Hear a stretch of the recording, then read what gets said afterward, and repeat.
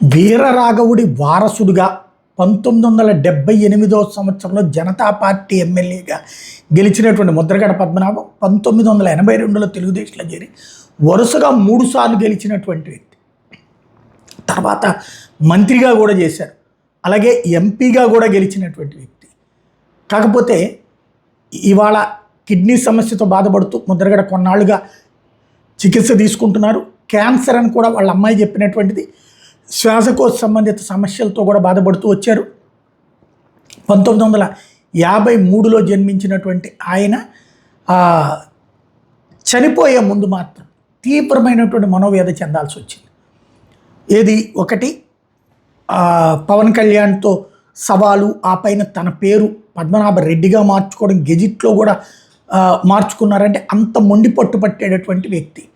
అదే సందర్భంలో రాజకీయాలలో విలువలు, విశ్వసనీయత గురించి మాట్లాడేటటువంటి వ్యక్తి. ఆయన ఆ విలువల్ని వదిలిపెట్టలేదు ఎప్పుడు కూడా.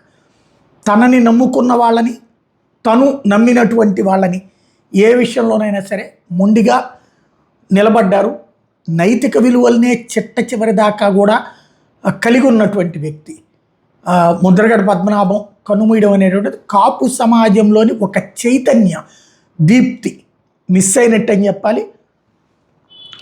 ఒకప్పుడు జరిగినటువంటి ఆంధ్రప్రదేశ్లోని పరిణామాల అన్నిట్లో కీలకమైనటువంటి పాత్ర పోషించిన వ్యక్తి అంతిమ కాలంలో మాత్రం ఇబ్బంది పడ్డారన్నటువంటి మాట వాస్తవం.